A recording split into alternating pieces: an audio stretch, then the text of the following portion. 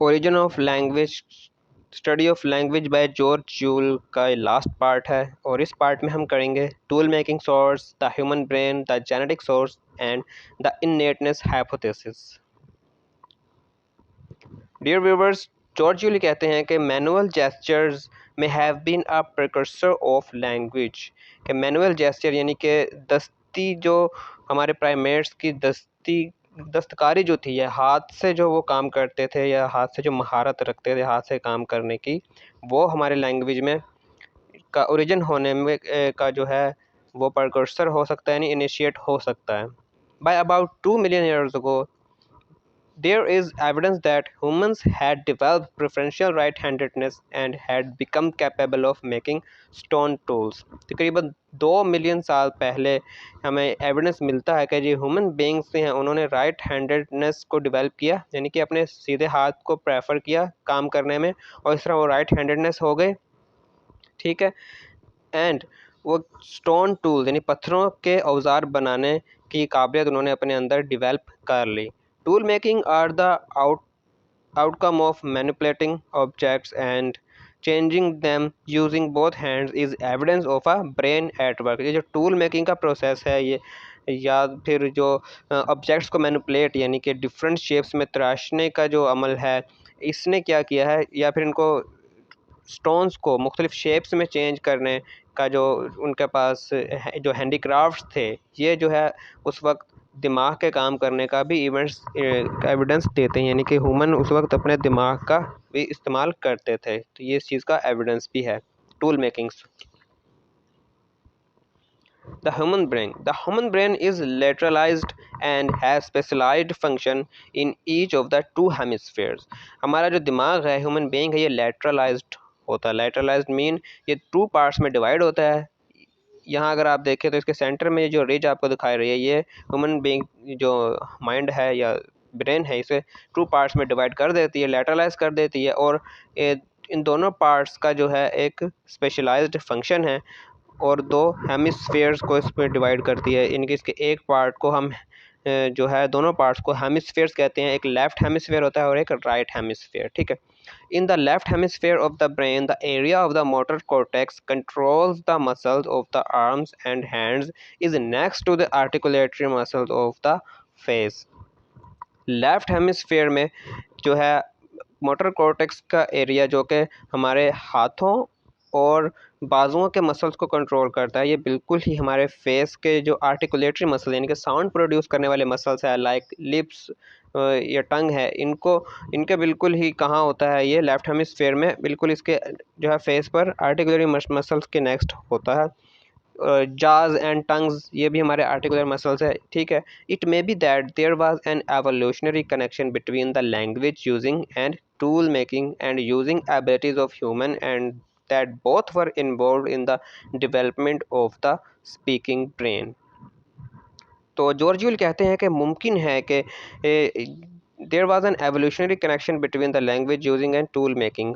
Language को इस्तेमाल करने और टूल को बनाने में जो है एक इर्तिकाई कनेक्शन मौजूद हो सकता है, इन इर्तिकाई राब्ता या ताल्लुक़ मौजूद हो सकता है। And using abilities of human and, और इंसान की एबिलिटीज़ को यूज़ करने, और both were involved in the development of the speaking brain.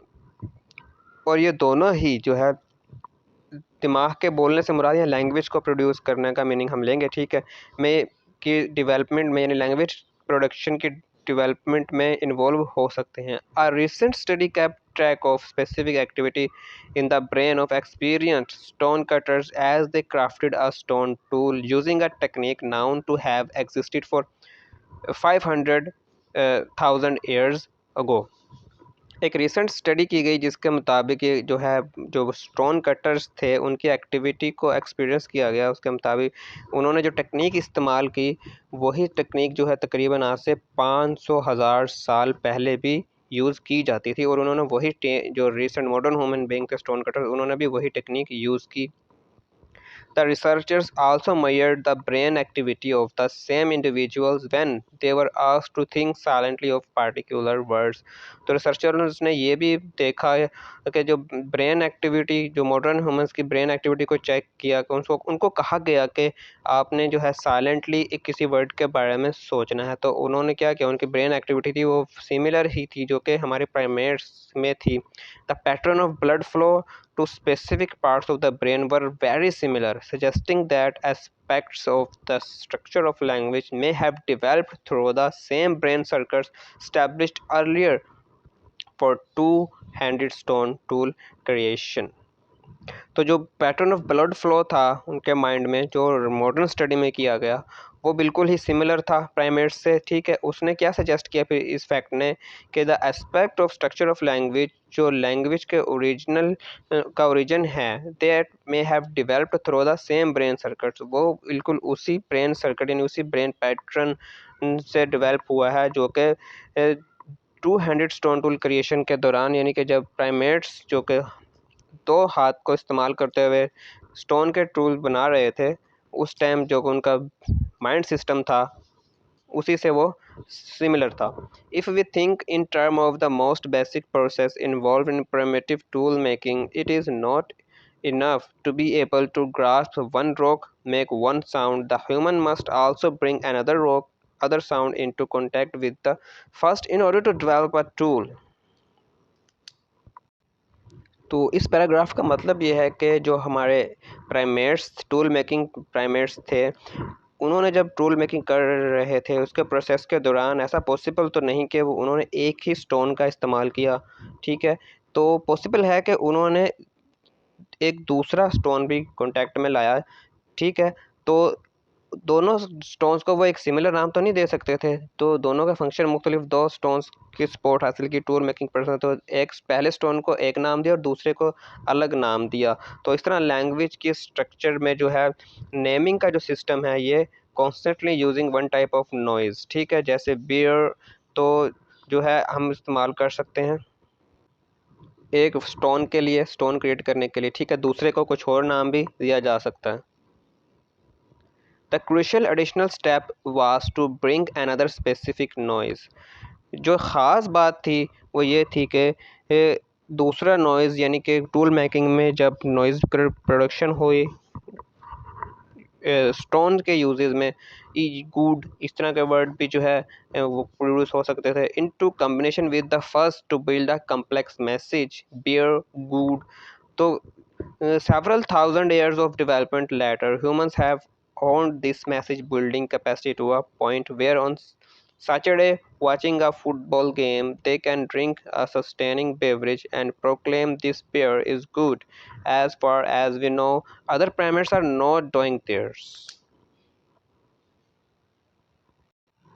तो कई हज़ार साल बाद जो ह्यूमंस हैं इन्होंने इस मैसेज बिल्डिंग कैपेसिटी को जो है होंड कर लिया। होंड मींस इसको शार्प कर लिया, इसमें इम्प्रूवमेंट ले आया है, और अब वो ये कह सकते हैं जैसे हम कहें कि on Saturdays watching a football game, Saturday वाले दिन फुटबॉल खेलना खेल को देखना, they can drink a sustaining beverage and proclaim, वो जो है ड्रिंक ले सकते हैं इंजॉय करने के लिए मैच को, और वो कहें कि दिस बियर इज़ गुड। तो इस तरह के जो है एक एक शार्पन्ड सेंटेंसेस वो जो है जो modern human beings several years बाद जो है लेटर वो बोल पाते हैं, जबकि हमारे प्राइमेट्स थे वो किस तरह से बोल पाते थे, वो शायद एक स्मूथ सेंटेंस या एक प्रॉपर सेंटेंस नहीं बोल पाए जो है चीज़ों को नाम देने के लिए। जैसे beer good, beer is good को वो कहते थे बियर गुड।